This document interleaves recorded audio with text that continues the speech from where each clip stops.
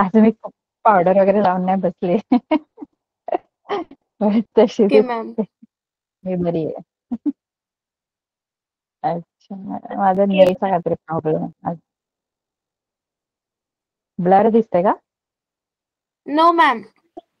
No ma'am. Yes ma'am. बरं. Good evening ma'am. Good evening सर्वांना. Good evening. बरं, अभ्यास कोणी कोणी केला? केला मॅम. मॅम मी गेल्या क्लासला मॅडम तुमच्या. काय म्हणताय? येस मॅम केला. ह्याच्या अगोदरच्या क्लासला मी नव्हते तर मी अभ्यास पूर्ण नाही केला. मॅम माझं नेट संपलं होतं त्यामुळे मी क्लास नाही जॉईन केला. अरे बापरे. पण मग तुम्हाला हे मिळते ना आपल्याला काय म्हणतात? रेकॉर्डिंग भेटते. रेकॉर्डिंग. मॅम रेकॉर्डिंग मिळते. रेकॉर्डिंग बघितली पण सापडत नाही. मी ज्या क्लासला होते तीच रेकॉर्डिंग आहे माझ्याकडे. म्हणजे संगीता मॅमनी पण या आठवड्यामध्ये रेकॉर्डिंग सेंड नाही केली. येस मॅम नाही पाठवली मॅमनी पण. याच्या अगोदरची जे रेकॉर्डिंग आहे ते पाठवा मॅम. हो मॅम. बरं, ठीक. संगीता मॅम पाठवतील तुम्हाला, सेंड करते. Yes ma'am ma'am. व्हॉट्सअप चलो, वरती आठवली म्हणजे बघता येते. युट्यूबला लय हुडकत बसावं लागतंय.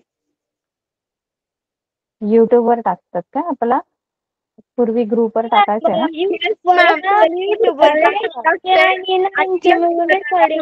दिसत बी नाही लवकर रेकॉर्डिंग केलेली. बरं. समजत नाही ते रेकॉर्डिंग केव्हाची आहे ते. Yes ma'am. तारीख असते की ना? तारीख असते ना? हो मॅम तारीख असते. हो मॅम तारीख काय आहे ना, आणि 9वीची रेकॉर्डिंग एकाच चॅनलवर सेंड केली जाते. त्याच्यामुळे युट्यूब चॅनलवर म्हणून कन्फ्युजन होतं थोडंसं. बरं बरं. हां हां हां. ठीक आहे ठीक आहे. बरं, आपण आता ग्राफ आपले झालेले आहेत ना, आपण आलेख झालेले आहेत आपले. हो मॅम झाले. Yes ma'am. 3 प्रकारचे आलेख आपण त्या दिवशी बघितले. सगळ्यांना कळलेत का 3ही प्रकारचे आलेख? हो मॅम समजलं. मॅम तुम्ही थोडीशी रिव्हिजन घेता का? येस येस मॅम, थोडं रिव्हिजन घ्या. Yes yes. रिव्हिजन. बरं, हे आपल्याला 3 प्रकारचे ग्राफ आहेत, 3 प्रकारचे बार डायग्राम आहेत. मॅम तुम्ही ना होमवर्क साठी पण ग्राफच दिले होते. ग्राफ 3 आम्ही पाठवलेत मॅम नब ग्रुप वरती. पाठवलेत. ग्रुप वर आहेत. हो, पाहिले मी पाहिले. मॅम मी इथे पण आपल्याला काढलेले आहेत, पाठवते. आता इथे दुसरा प्रश्न जो आहे ना, तर तो आपल्याला काय करायचा आहे, इथे तुम्हाला पक्के रस्ते आणि कच्चे रस्ते असं प्रत्येक वर्षी पक्के रस्ते आणि कच्चे रस्ते याची माहिती तुम्हाला या ग्राफ मध्ये दिली. प्रत्येक वर्षी किती किलोमीटरचे पक्के रस्ते आहेत किंवा बांधले गेले किंवा कच्चे रस्ते बांधले गेले आणि ते लक्ष किलोमीटर मध्ये आहेत. हे जे आहे ते 14 किलोमीटर नाहीये, ते 14 लक्ष किलोमीटर आहे. आणि त्या माहिती ही जी आपल्याला माहिती आहे, या माहितीचा आपल्याला काय करायचं, विभाजित स्तंभालेख आणि शतमान स्तंभालेख काढायचे. विभाजित म्हणजे सब डिवायडेड बार डायग्राम आणि पर्सेंटेज बार डायग्राम असं आपल्याला दोन्ही प्रकारचे बार ग्राफ ह्याचे काढायचे. एक सब डिवायडेड आणि एक पर्सेंटेज. तर त्याच्यासाठी सब डिवायडेड साठी काय करायचं, सब डिवायडेड साठी काही नाही करायचं, फक्त टोटल करायची. इथे एकूण किती आहेत, प्रत्येक वर्षी एकूण किती रस्ते बांधले गेले, एकूण किती लक्ष किलोमीटर रस्ते बांधले गेले ते काढायचं. बघा, विभाजित साठी आपल्याला फक्त टोटल लागते, एकूण लागतं आणि शतमानसाठी पर्सेंटेज पण लागतं, म्हणजे आणखी एक कॉलम तुमचा बनतो. Yes ma'am. मॅम त्या दिवशी Yes, ma'am. आपण हे केलं. हा, तर इथे ज्यांना नाही कळलं ना त्यांच्यासाठी मी पुन्हा एकदा सांगते. तर इथे आता आपल्याकडे 2000 ते 2001 या वर्षामध्ये पक्के रस्ते आणि कच्चे रस्ते मिळून 24 लक्ष किलोमीटर रस्ते बांधले गेले 2000 ते 2001 मध्ये. त्यानंतर 2001 ते 2002 या वर्षामध्ये एकूण जर बघायला गेलं तर एकूण किती, 26. हा 26 लक्ष लॅक किलोमीटर. त्यानंतर 2002 ते 2003 या वर्षामध्ये एकूण आपण बघायला गेलं 30. तर 30 लॅक किलोमीटर एवढे रोड बांधले गेले, रस्ते बांधले गेले. आणि इथे 39. Yes ma'am 30. Yes ma'am. आता इथे आपण सब डिवायडेड Yes, एकदम ma'am. सोपा असतो. सब डिवायडेड मध्ये काय करायचं, ही जी टोटल आहे त्या टोटल पर्यंत तुमचे रेक्टँगल जे बार जे आहेत ते घेऊन जायचे टोटल पर्यंत. म्हणजे आता इथे टोटल किती आहे, 24, 26, 30, 39 त्याच्यापर्यंत घेऊन जायचे. म्हणजे आता समजा तुमचा असा आहे पॅराग्राफ, तर याच्यामध्ये पहिलं तुमचं काय आहे 24 पर्यंत.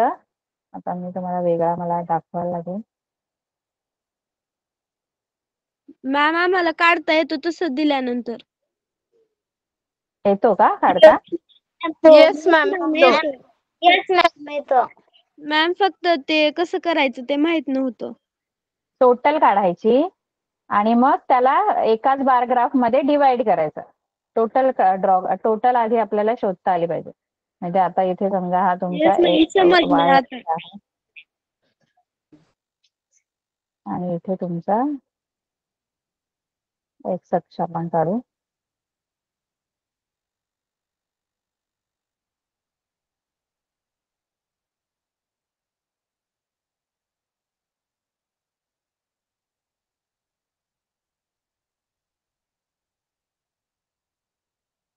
तर पहिला जो आपल्याला आयत आपला जो येणार आहे ना तो कितीपर्यंत, इथे मी आता 10, 20 वगैरे लिहून घेते. इथे तुम्ही 10, 20 असं लिहून घेणार ना, बरोबर ना? Yes, yes, ma'am. Yes, ma'am. Yes ma'am. 30 असं 50. तर तुम्ही काय करणार माहितीये, आता इथे मला छोट्या रेषा नाहीये त्याच्यात. आता काय करायचं, टोटल किती आहे तुमचं, पहिल्याचे टोटल किती आहे?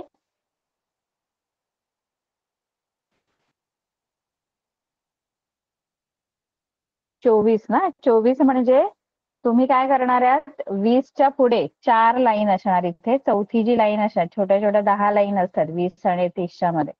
तर चौथी जी येस लाईन मॅम. असणार आहे तेवढ्यापर्यंत तुमचा हा पूर्ण रेक्टँगल असणार आहे. बार असणार आहे.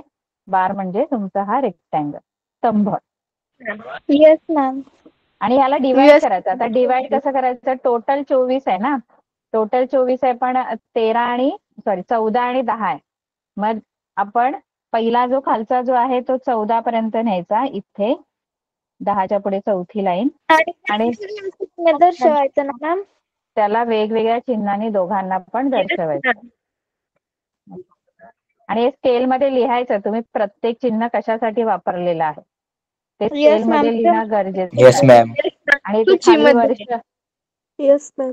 आणि खाली वर्ष लिहायचं 2000 to 2001. त्याच्या बाजूला आता दुसरा जो रेक्टँगल आहे तो 26 पर्यंत जाणार, 26 पर्यंत, म्हणजे थोडासा Yes, याच्या ma'am. वरती.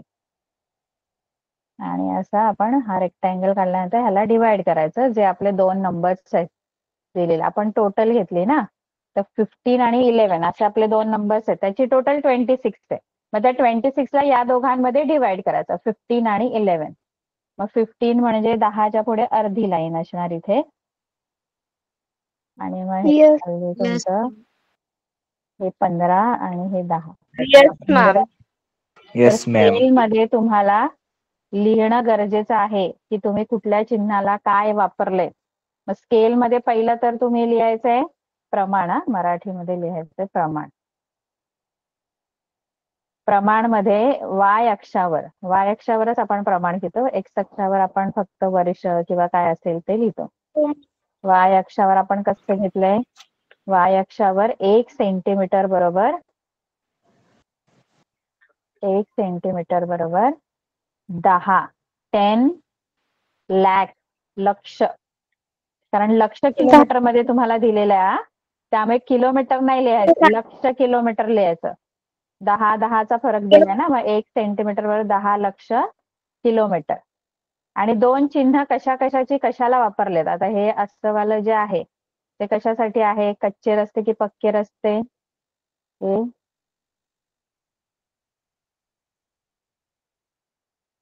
ही पक्के रस्ते 14 आहे ना, 14 हे पक्के 14 आणि रस्ते 10 वरचं जे आहे ते 10 आहे. आणि ते दुसरं आहे ना त्याला Yes, कच्चे ma'am. रस्ते कच्चे त्यासाठी रस्ते. वापरतात ते. आणि हे जे गोलवाला आहे त्याला कच्चे रस्ते. कच्चे रस्ते. असं स्केल मध्ये लिहिणं तुमचं खूपच मॅन्डेटरी आहे, म्हणजे लिहिणं गरजेचं आहे. Mark Yes, ma'am. आणि इथे वर्ष लिहायचे, इथे असे बाण द्यायला विसरायचं नाही, एक्स अक्ष वाय अक्ष लिहायला विसरायचं नाही. इथे हा एक्स लिहायचा, इथे वाय लिहायचा, इथे 0. कळलं? Yes, ma'am. Yes, ma'am. शतमान सांगू ma'am. की शतमान येतं तुम्हाला? Ma'am. हो शतमान मॅम, शतमानचं पर्सेंटेज काढून तुम्ही पर्सेंटेज काढून तसंच करायचं, सब डिवायडेडच करायचे. हे येतं पर्सेंटेज मध्ये कसे सगळे 0 पर्यंत जातात सगळे मॅम त्यात पर्सेंटेज काढले ना नंतर येतो काढता. हा ना, हा बरं. तुम्ही हे घेतलं गेल्या वेळेस पर्सेंटेज काढून. हो. क्लासला पण घेतलं होतं. हो म्हणजे येतंय सगळ्यांना, येईल ना? येस हो मॅम येतो. Yes ma'am. Yes, ma'am येतोय. आता आपल्याला पुढे स्टॅटिस्टिक, हे आपण ग्राफ शिकलो. आता आपल्याला मेन स्टॅटिस्टिक, सांख्यिकी हा काय प्रकार आहे ते आपल्याला बघायचंय. तर सांख्यिकीची इथे थोडीशी माहिती तुम्हाला दिलेली आहे. सांख्यिकी आपण कशाला म्हणतो? तर एखाद्या मोठ्या समूहाचा अभ्यास करण्यासाठी त्यातील काही घटकांचा पुरेसा लहान गट यादृच्छिक पद्धतीने निवडतात. हा मोठ्या गटाचा प्रातिनिधिक गट असतो. या प्रातिनिधिक गटाची अभ्यासासंबंधी माहिती जमा करतात आणि ही माहिती बहुतांश वेळा सांख्यिक स्वरूपात असते, म्हणजे संख्येच्या स्वरूपात असते.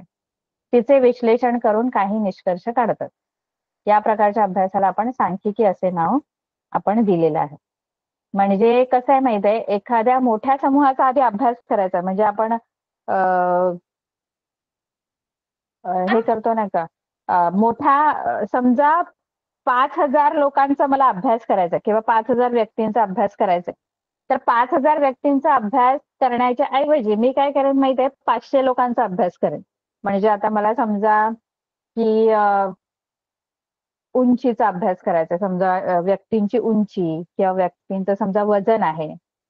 तर आपल्याला समजा एखाद्या गोष्टीचं की किती जणांना ओबेसिटी आहे किंवा कोण जास्त वजनाचा समजा मला अभ्यास करायचा, प्रत्येक व्यक्तीचं वजन आहे.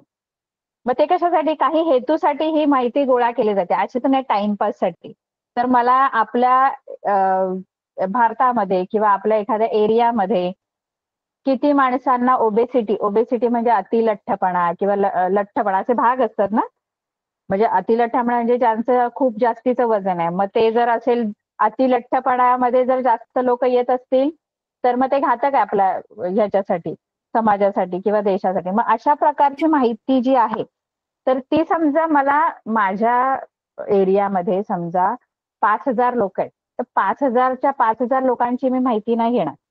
मी काय करेन की 500 जणांचीच मी माहिती, आणि मग त्याच्यावरून मी 5,000 लोकांचा असा निष्कर्ष काढते. नाही कळलं? म्हणजे आता समजा मला माझ्या शहरामध्ये किंवा मी जिथे राहते तिथे सुदृढ आहेत का लोक, किंवा अतिलठ्ठ तर नाही आहेत ना, कारण अतिलठ्ठपणामुळे आपल्याला माहिती आहे की खूप सारे प्रॉब्लेम होतात तुम्हाला, हायपर टेन्शन किंवा डायबेटीज किंवा Yes, ma'am. म्हणजे एखाद्या हेतूने आपण काय करतो, ही गोष्ट आपण ही माहिती गोळा करतो, एखादा हेतू असतो त्याच्या मागे आपला. अशीच आपण सांख्यिक माहिती नाही गोळा करत. प्रत्येक कोणत्या तरी गोष्टीसाठी आपण ती माहिती गोळा करतो, पण माहिती गोळा करताना आपण जेवढी माणसं आहेत तेवढ्या सगळ्यांची माहिती नाही गोळा करत. आपण छोटा असा गट घेतो की समजा आपण असंच यादृच्छिक पद्धतीने, म्हणजे आता समजा माझा एरिया खूप मोठा आहे, तर मी एकाच ठिकाणच्या 500 लोकांची नाही मी वजन लिहून घेणार. मी आधी थोडा या भागात जाईन, तिथे 10 किंवा 100 लोकांचं वजन घेईन, दुसऱ्या ठिकाणी जाईन, म्हणजे मी त्याच्यामध्ये मी पूर्ण माझा एरिया कव्हर करेन. कळते का नाही? Yes, ma'am. तर मग ते यादृच्छिक पद्धतीने आपण असा गट निवडतो. असं नाही की एकाच ठिकाणी जाऊन तिथल्याच 500 जणांचं मी मला जर अभ्यास करायचा आहे तर मला ऍक्च्युली करायचा आहे माझ्या पूर्ण एरियाचा अभ्यास, पण त्याच्यामध्ये समजा 5,000 किंवा 10,000 लोक राहतात. पण एवढ्या सगळ्यांचे मी संख्या लिहून नाही घेऊ शकत किंवा एवढ्या संख्येचा अभ्यास मी नाही करू शकत. मी फार फार 500 लोकांचा अभ्यास करू शकते. म्हणून मी काय करते, वेगवेगळ्या ठिकाणाहून मी ही माहिती गोळा करते आणि मग ती काय करते, योग्य प्रकारे त्याची मांडणी करून त्याचं योग्य ते विश्लेषण करून त्याच्यावरून मी निष्कर्ष काढणार. कळलं? म्हणजे त्याचा स्टडी केला जातो आणि त्याच्यावरून एक प्रकारचा निष्कर्ष काढला जातो. त्या एरियाची माहिती काढून घ्यायची. कोणती माहिती?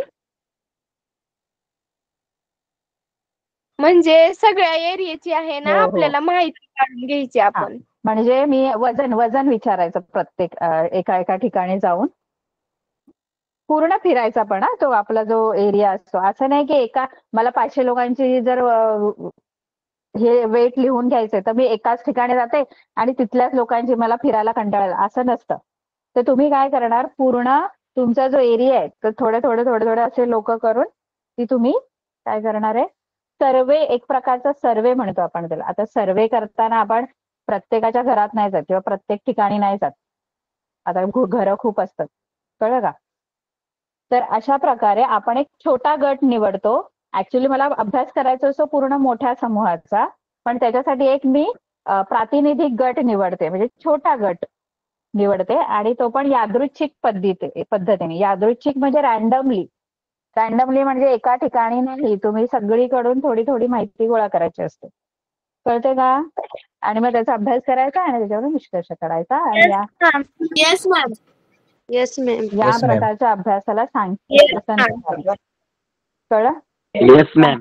एखाद्या मोठ्या समूहाचा अभ्यास करण्यासाठी त्यातील काही घटकांचा पुरेसा लहान गट यादृच्छिक पद्धतीने निवडतात. यादृच्छिक पद्धतीने कळलं काय आहे? म्हणजे रॅन्डमली, असं नाही की एकाच ठिकाणी जाऊन, वेगवेगळ्या ठिकाणी जाऊन, कुठे पण तुम्हाला कुठून पण जो तुमचा एरिया आहे त्याच्यामध्ये तेवढ्या एरियामध्ये कुठेही जाऊन तुम्ही ती माहिती गोळा करणार. हा मोठ्या गटाचा प्रातिनिधिक गट असतो आणि या प्रातिनिधिक गटाची अभ्यास संबंधित माहिती जमा करतात. म्हणजे 500 जणांची मी माहिती जमा करणार आणि ही जी माहिती आहे ती बहुतांश वेळा सांख्यिक स्वरूपात असते आणि मग ती गोळा करून ती संख्येच्या स्वरूपात असणार. म्हणून ते सांख्यिकी आहे ना, संख्येच्या स्वरूपातली माहिती. वजन आहे, उंची आहे, है ना, किंवा आणखी काय वेगळं तुमच्या घरातील व्यक्तींची संख्या आहे, सांख्यिक माहिती कोणत्याही स्वरूपाची. आणि मग तिचे विश्लेषण करून त्याच्यावरून निष्कर्ष काढला जातो आणि यालाच आपण स्टॅटिस्टिक्स असं नाव दिलेलं आहे. कळलं? आणि स्टॅटिस्टिक्स हे जे शास्त्र आहे ते हे त्याचे जनक मानले जातात. म्हणजे यांनी सुरू केले, सर रोनाल्ड एल्मर फिशर. ठीक आहे? कळलं? Yes ma'am. Yes ma'am. आता त्याच्यासाठी तुम्हाला जर सांख्यिकी किंवा तर ह्याच्यात सगळ्यात महत्वाचा जो मुद्दा आहे, महत्वाची गोष्ट जी असते ती असते डाटा कलेक्शन, म्हणजे माहितीचं संकलन. आता माहिती गोळा करायला जावी लागेल ना, बरोबर ना? संख्येच्या स्वरूपातली माहिती. हो मॅम. हो मॅम. हो. तर त्याला डाटा कलेक्शन म्हणतात. आता हा जो डाटा आहे किंवा ही जी माहिती आहे ही 2 प्रकारची माहिती असू शकते. आता 2 प्रकारची माहिती कोणती आहे? तर पहिली आहे प्राथमिक सामग्री, म्हणजे प्रायमरी इन्फॉर्मेशन किंवा प्रायमरी डाटा, आणि दुय्यम म्हणजे सेकंडरी डाटा. आता प्राथमिक सामग्री म्हणजे काय माहिती आहे? प्राथमिक सामग्री म्हणजे मी स्वतः जाऊन तिथे ती माहिती घेणार. कधी कधी कसं असतं, कधी एखाद्या सरकारी ऑफिसमध्ये, गव्हर्नमेंट ऑफिसमध्ये वगैरे आपल्याला आयती माहिती मिळते बघा. म्हणजे मला समजा एखाद्या एरियात किती प्रत्यक्ष ना? हो मॅम. प्रत्यक्ष. हा, प्रत्यक्ष असं आहे का? Yes ma'am. प्रत्यक्ष जाऊन तुम्ही जी माहिती गोळा करणार ना, तुम्ही स्वतः जाऊन, तर ती प्राथमिक सामग्री. प्राथमिक सामग्री. आणि तुम्हाला कुठून तरी ती अवेलेबल होते, आयती रेडीमेड दुय्यम सामग्री. तर ती दुय्यम सामग्री आहे. दुय्यम सामग्री. आता याच्यातला फरक काय आहे तर प्राथमिक सामग्री जी गोळा करायला जास्त वेळ लागणार कारण आपण स्वतः जाणार तिथे आणि मग त्याचं संकलन म्हणजे कलेक्शन करणार. पण ही जी दुय्यम आहे तिला वेळ नाही लागणार, तुम्हाला रेडी एकदम त्वरित उपलब्ध होऊ शकते. बरोबर आहे. आता हा मॅम बरोबर. ही कशी आहे, प्राथमिक सामग्री कशी आहे, अद्ययावत असते. अद्ययावत म्हणजे अपडेटेड आहे. म्हणजे तुम्ही कसं आत्ताच घेतली ना माहिती ती, म्हणजे तुम्ही स्वतः जाणार आणि माहिती घेणार, त्यामुळे ती अपडेटेड आहे, आत्ताची आहे, आजची आहे. पण जर तुम्हाला कुठून तरी मिळते ती माहिती तर ती अद्ययावत असेलच असं नाही, त्याच्यामध्ये बरेच बदल पण म्हणजे बऱ्याच महिन्यापूर्वीचा किंवा बऱ्याच वर्षापूर्वीची जो सामग्री डाटा जर तो आहे तर तो अपडेटेड नाहीये ना, त्याच्यात बराचसा काय झालेला असेल आता या वेळेपर्यंत बदल झाला असेल. बदल झालाच असणार. बदल बरोबर आहे. झालेला असेल. बदल झालेला असेल. हा. आणि ही जी प्राथमिक माहिती जी आहे विश्वसनीय असते, म्हणजे आपण घेतलेली आहे, आत्ताच घेतलेली आहे, त्यामुळे ती अचूक आहे. आणि विश्वसनीय का, कारण आपणच घेतली स्वतः, त्यामुळे विश्वसनीय, आपण जाऊन घेतलेली आहे. हा मॅम. तर कुठून तरी मिळणारी जी माहिती आहे ती कमी विश्वसनीय असू शकते, म्हणजे त्याच्यात किती खरं आहे कारण आपण ती गोळा केलेली नसते. कळलं का? हो मॅम. गॅरंटी नसते की ती बरोबरच आहे म्हणून. हा, आपला विश्वास म्हणजे विश्वसनीय नाही, आपण तेवढा एकदम विश्वास नाही त्याच्यावर ठेवू शकत की ही करेक्टच आहे, बरोबरच आहे असं. पण आपण जर गोळा केलेली माहिती आहे तर ती नक्कीच विश्वसनीय असू शकते. Yes ma'am. आता 7.2 मध्ये फक्त तुम्हाला एवढंच आहे की प्राथमिक सामग्री कोणती आणि दुय्यम कोणती हेच फक्त तुम्हाला ओळखायचंय. आता प्रत्यक्ष वर्गात जाऊन शाळेतील प्रत्येक वर्गातील विद्यार्थ्यांच्या हजेरीची माहिती गोळा केली. प्राथमिक आहे, प्रायमरी आहे की सेकंडरी आहे? प्राथमिक सामग्री. दुय्यम. हो बरोबर. दुय्यम प्राथमिक. प्रत्यक्ष वर्गात जाऊन आपण ती माहिती गोळा केली. Yes ma'am. प्राथमिक आहे मॅम. प्राथमिक आहे मॅम. सेकंड, प्रत्येक विद्यार्थ्याच्या उंचीची माहिती दुय्यम सामग्री. वरिष्ठ कार्यालयात दुय्यम माझाच सामग्री. आवाज माझा येतो. दुय्यम सामग्री. दुय्यम सामग्री. का? दुय्यम सामग्री आहे.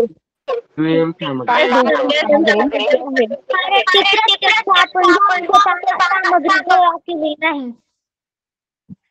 कोणाकडे तरी ना 2 डिव्हाइसने कनेक्ट केलं त्यामुळे आवाज परत चालू केल्यानंतर 2 आवाज ऐकू येईल. त्यामुळे तो सगळा गोंधळ होतोय, गडबड होते. Yes ma'am. मॅम आम्ही हँड रेज करतो, तुम्ही कुणाला उत्तर द्यायचं ते सांगा. हा, ठीक आहे. मग ही जी माहिती गोळा केली ती शारीरिक शिक्षण विभागाकडून मिळवलेली आहे, त्यामुळे ती आपण नाही मिळवले, ती आपण रेडी घेतलेली आहे. दुय्यम सामग्री. हा. नांदपूर येथील प्रत्येक कुटुंबातील शालाबाह्य विद्यार्थ्यांची माहिती प्रत्यक्ष घरी जाऊन गोळा केली. प्राथमिक सामग्री. येतं मॅम. प्राथमिक सामग्री. जिथे प्रत्यक्ष हा शब्द येतोय तिथे प्राथमिक सामग्री येते. Yes ma'am. प्रत्यक्ष. Yes ma'am. बरोबर. विज्ञान प्रकल्पासाठी प्रत्यक्ष जंगलात जाऊन झाडांची पाहणी करून माहिती गोळा केली. प्राथमिक सामग्री. प्राथमिक सामग्री. म्हणजे प्रत्यक्षपणे केलेलं काम असतं ती प्राथमिक सामग्री असते आणि जे आपल्याला आयतं मिळतं ती दुय्यम सामग्री असते ना. कुठून तरी आपण घेतो, कोणीतरी आधी जमा केलेली माहिती आहे ती आपण घेतो. प्रत्यक्ष घेतलेली दुय्यम सामग्री असते. आपण ती माहिती मिळवलेली असते ती दुय्यम सामग्री असते. बरोबर. मग यावर परीक्षेत प्रश्न विचारू शकतात ना, म्हणजे प्राथमिक सामग्री कोणती आणि दुय्यम सामग्री कोणती. रिकाम्या जागांमध्ये किंवा ट्रू ऑर फॉल्स मध्ये असं बरोबर की असेल तर. गेल्या वेळेस ना इम्पॉर्टंट क्वेश्चन पाठवले होते ना, तसेच इम्पॉर्टंट क्वेश्चन पाठवा, परीक्षा जवळ येते. कधी आहे परीक्षा तुमची? 27 ला. 27 जानेवारी. म्हणजे मॅम आता म्हणजे 20 मार्काचे पेपर आहेत आणि फायनल एक्झाम फेब्रुवारी मध्ये. 22 तारखेला. आज एवढा आवाज येतोय, खूप आवाज येतोय असं वाटतं मला. Yes ma'am. Yes ma'am. मला असं वाटतं खूप आवाज येतोय असा आमची झाली मॅम परीक्षा. सगळीकडून असा गोंधळ झालाय रे का. बरं ठीक आहे. एकदमच बोलतायत. हा आज सगळे 8वीच्या मुलांसारखे करतात. 8वीची मुलं पण एक बोलला ना की पहिला जो बोललाय ना तेच वाक्य सगळेजण म्हणजे दुसरा बोलणार, मग दुसऱ्यांदा तिसरा पण तेच वाक्य बोलणार, चौथा पण तेच वाक्य बोलणार. म्हटलं बस कळलं असं करतात. ठीक आहे. आता आपल्याला ठीक आहे. आता आपण ही जी सामग्री गोळा करणार या सामग्रीचं वर्गीकरण, क्लासिफिकेशन ऑफ डाटा आहे ना, सामग्रीचं वर्गीकरण ma'am. करायचं. मॅम.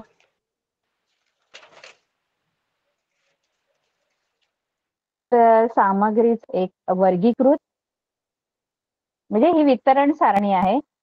सामग्रीचं वर्गीकरण म्हणजे हा जो आहे तो कच्ची सामग्री असते आणि दुसरी वितरण सारणी असते. म्हणजे कसं आता इथे जी मला माहिती दिली ते काय दिलेलं आहे बघा. 9वीच्या 50 विद्यार्थ्यांनी प्रथम घटक चाचणी गणितात 20 पैकी किती गुण मिळवले ते तुम्हाला दिलेली आहे माहिती. 50 विद्यार्थी आहेत. मग या संख्या किती असणार आहेत? 50. 50. 50. आता ही जी माहिती घेतली आहे ना ही आपण म्हणजे मी प्रत्येक विद्यार्थ्याला विचारलं त्याप्रमाणे मी हे मार्क लिहत गेले. पहिल्याला विचारलं तुला किती मिळाले आणि मग त्याप्रमाणे मी ती एक एक करून संख्या लिहत गेले. आणि ही जी माहिती आपण जी गोळा करतो ना ही कच्ची सामग्री बोलतो आपण. रॉ डाटा आहे हा. काय आहे? Yes ma'am. Raw data. कारण हा आपण येस मॅम. येस. गोळा केलाय.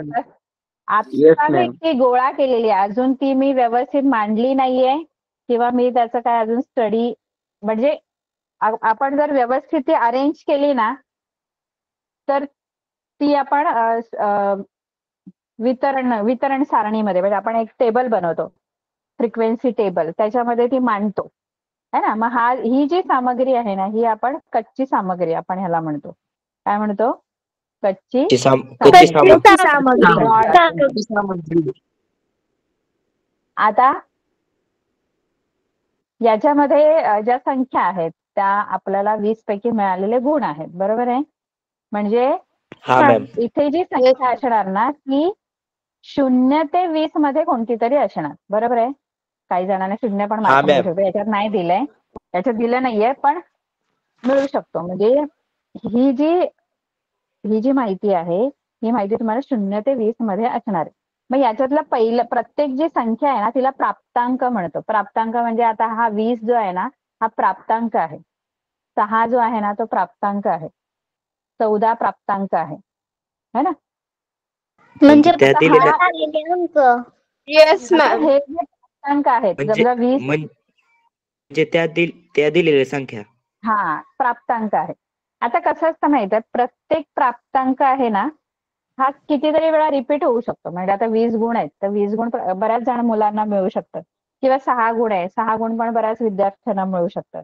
बरोबर आहे. आता तुम्ही जर 20 प्राप्तांक जो आहे तो 20 प्राप्तांक इथे किती वेळा आलाय ह्या डाटामध्ये ह्या रॉ डाटामध्ये तर आपल्याला ते बघावं लागेल. 4 वेळा. 4 वेळा आलेला. 4 वेळा. मग 4 जी आहे ना 4 जी आहे ना ही 20 या प्राप्तांकाची वारंवारता आहे.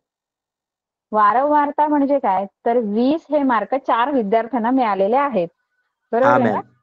20 मार्क 4 विद्यार्थ्यांना म्हणजे 20 या मार्कांची जी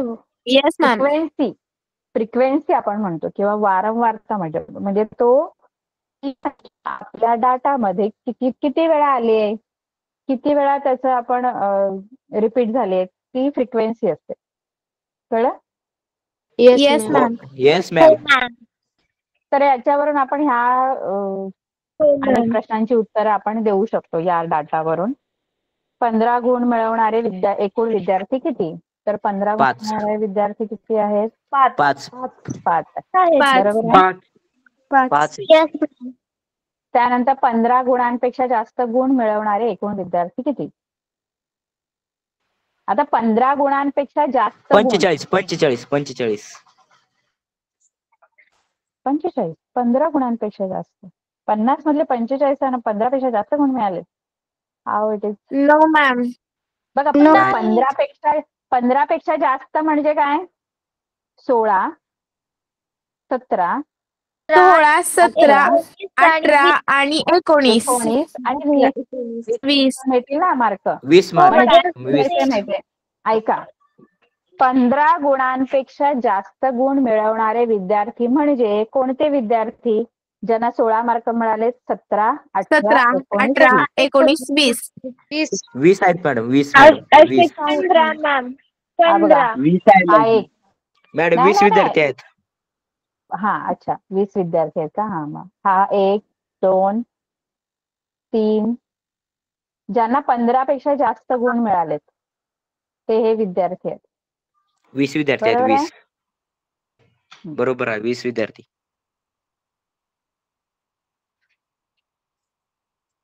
17 राहिलं इथे. हे तुम्ही मोजायचे आणि संख्या लिहायची किती आहे ते. ठीक आहे. आता हे कसं आहे माहित आहे? नंतर सांगते. 15 गुणांपेक्षा जास्त गुण हा किती बरोबर ना? 20 आहेत ना? मी नाही मोजत आता. हा मॅम 20च आहेत 20च आहेत. सर्वात कमी गुण किती आहेत? सर्वात कमी गुण किती आहेत? 6 आहेत 6 येस मॅम 6. बरं. आणि सर्वात जास्त गुण 20 आहेत. 20 आहेत 20 20. 16 गुणां अच्छा हे बघा हे काय माहित आहे? 16 गुणांपेक्षा कमी गुण मिळवणारे विद्यार्थी किती आहेत? 16 गुणांपेक्षा कमी गुण मिळवणारे विद्यार्थी 30. आता 16 गुणांपेक्षा कमी गुण मिळवणारे म्हणजे 30. 30 विद्यार्थी आहेत 30 विद्यार्थी आहेत मॅडम. 15 म्हणजे 16च्या खालचे.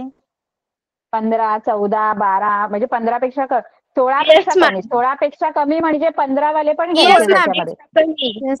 15 येतं मॅम. 15 14 13 12 11 10 Yes, 9 ma'am. 8 Yes. 7 6.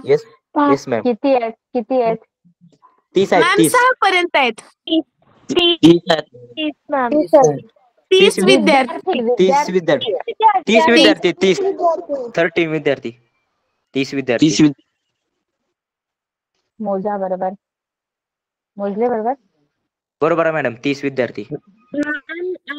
ते आपण का 15 पेक्षा खाली मोजलो होतं ते 20 आले होते 15 आणि पेक्षा खाली नाही 16 पेक्षा खाली म्हणजे 15 पण घ्यायचे त्याच्यामध्ये.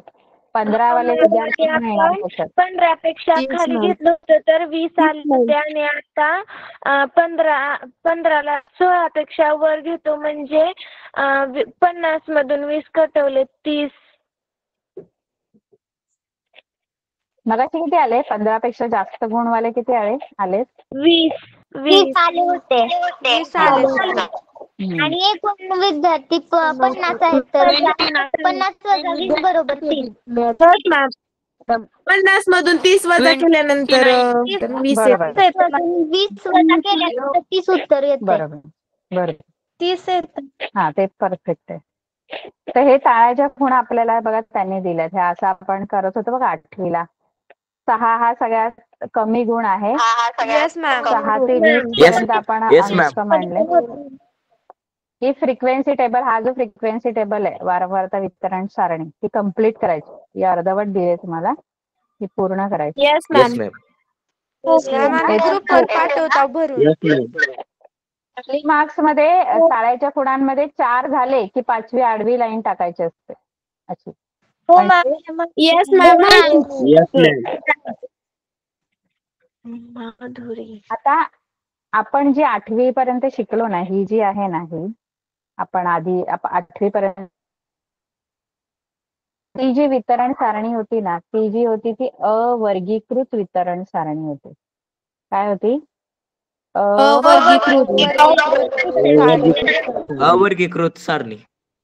वितरण सारणी. अवर्गीकृत वारता वितरण अवर्गीकृत वितरण सारणी. आणि आता आपल्याला जी शिकायची आहे ना ती आहे वर्गीकृत वर्गीकृत वारंवारता वितरण सारणी.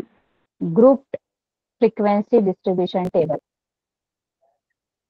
आधी जी आपण शिकलो ती अनग्रुप्ड होती. अनग्रुप्ड म्हणजे काय, तिथे कोणताही ग्रुप नव्हता, सिंगल डिजिट आहे ना, सिंगल नंबर आहे. हे बघा 6ची आपण वारंवारता लिहिली, 7ची लिहिली, 8ची लिहिली, 9. ऐका आता काय होईल माहित आहे, मी तुम्हाला समजा एक उदाहरण दिलं की आता तुमचा जर पेपर आहे तो समजा 100 मार्काचा आहे. किती मार्काचा आहे? 100 मार्काचा. 100 मार्काचा, बरोबर आहे. आता ऐका, आता जे विद्यार्थी जरी 50च आहेत, विद्यार्थी 50च आहेत, पण गुण जे आहेत ना, गुण त्यांना मिळणारे जे गुण आहेत ना ते आता 0 ते 100 मध्ये कुठलेही मिळू शकतात, बरोबर आहे. Yes ma'am. एखाद दुसरा विद्यार्थी 0 मार्क मिळालेला असेल आणि एखादा विद्यार्थी 100 2-3 विद्यार्थी 100 गुण मिळवणारे असतील, तर मला काय करावं लागेल माहिती आहे, हा जो प्राप्तांक आहे ना, हा प्राप्तांक तो मला कुठून सुरू करावा लागेल? 0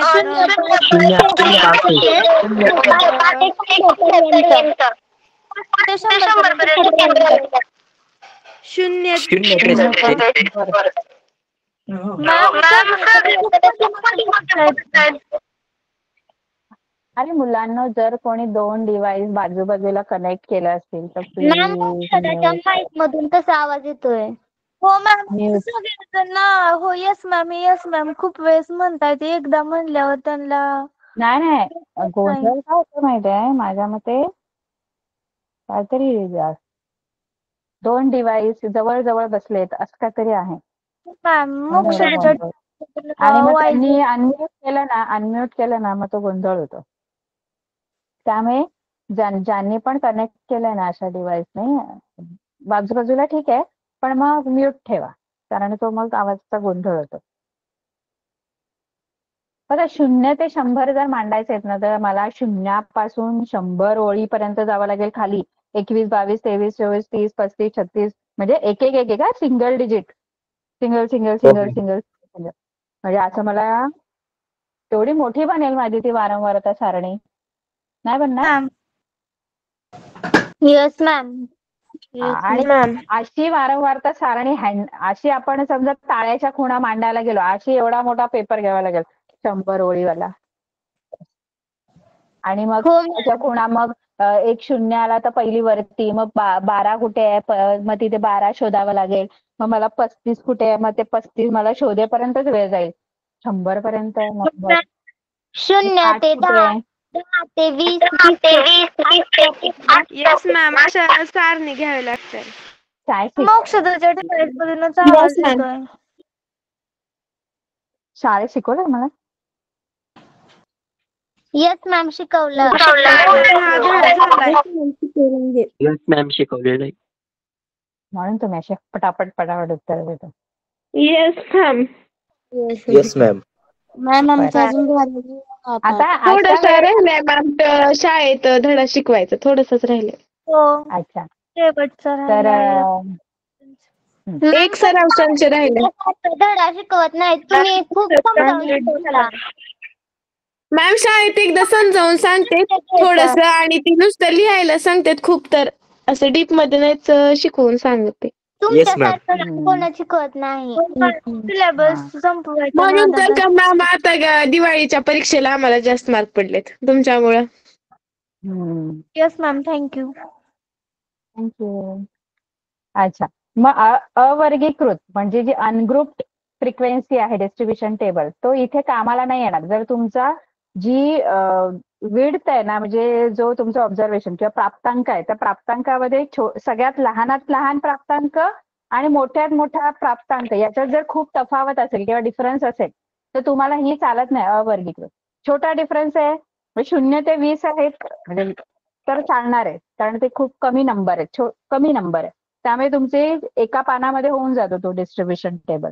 पण समजा प्राप्तांकाच्या जे प्राप्तांक आहेत किंवा तुम्ही जो डाटा गोळा केलेला आहे त्याच्यातल्या लहानात लहान संख्या आणि मोठ्यात मोठी संख्या याच्यामध्ये जर खूप फरक असेल ना, जसं आता गुण समजा काही विद्यार्थ्यांना 0 पण मिळतात पण काही विद्यार्थ्यांना 100 पण मिळतात. मग ते 0 आणि 100 मधले पण आहेत संख्या, पण कमीत कमी आणि लहानात लहान प्राप्तांक आणि मोठ्यात मोठा प्राप्तांक याच्यामध्ये जर खूप फरक असेल ना मोठा, तर तिथे अवर्गीकृत वारंवारता सारणी चालत नाही. तिथे मग आपल्याला मग ही वारंवारता सारणी त्यांनी इंट्रोड्यूस केलेली आहे, तुम्हाला सांगितलेली आहे. तर इथे ग्रुप बनवायचा. मग ग्रुप म्हणजे काय, तुम्ही असा एक ग्रुप बनवू शकता 0 ते 10. मग 0 ते 10 मार्क मिळालेले सगळे विद्यार्थी या गटात येणार. 10 ते 20, 20 ते 30, 30 ते 40. मग ती छोटी बनते बघा, बरोबर ना? येस असं मॅम. तुम्हाला येस मॅम. 30 ते Yes, 40. ma'am. बरोबर आता मॅम. 31, हो, 32, 33 वाले सगळे ह्या गटात येणार. 21, 22, 23 वाले सगळे ह्या गटात, बरोबर ना? Yes ma'am. Yes ma'am. याला ही छोटी बनेल. मग ही जी आहे ती वर्गीकृत वर्गीकृत वारंवारता वितरण सारणी आहे. ठीक आहे. Yes ma'am. आणि मॅम 20 आलं ना तर तिसऱ्या ह्याच्यामध्ये घ्यायचं असतं ना? ते सांगते, ते नंतर आहे आपल्याला. ते 2 प्रकार आहेत. परत वर्गीकृत वारंवारता वितरण सारणीत पण पुन्हा 2 प्रकार पडतात. एक इन्क्लुझिव्ह मेथड आहे, इन्क्लुझिव्ह समावेशक पद्धत, आणि असं दुसरं काहीतरी आहे. हा हे बघा, खंडित वर्ग. म्हणजे ही जी आहे ना वर्गीकृत वारंवारता वितरण सारणी आपण 2 प्रकारे बनवू शकतो. पहिली जी आहे ती खंडित वर्ग किंवा समावेशक पद्धत, इन्क्लुझिव्ह मेथड, आणि दुसरी जी आहे, कुठे गेलं, असमावेशक पद्धती, एक्सक्लुझिव्ह मेथड. आता याच्यात फरक काय आहे ते मी सांगते. आता बघा, समजा मगाशी आपण बघितलं तर मगाशी समजा असं मॅम, तुमची स्क्रीन दिसत नाही. दिसत आहे मॅम. दिसत आहे मॅम. दिसत आहे मॅम. टेक्निकल इश्यू असेल. दिसते का? तिच्याकडं नेटवर्कचा इश्यू हो. असेल मॅम. हो मॅम, दिसते. स्क्रीन हो दिसते मॅम, मॅडम. दिसतंय. आता अशा प्रकारे समजा तुम्हाला मी वर्ग दिले आणि दुसरे वर्ग मी या बाजूला देते बघा, असं.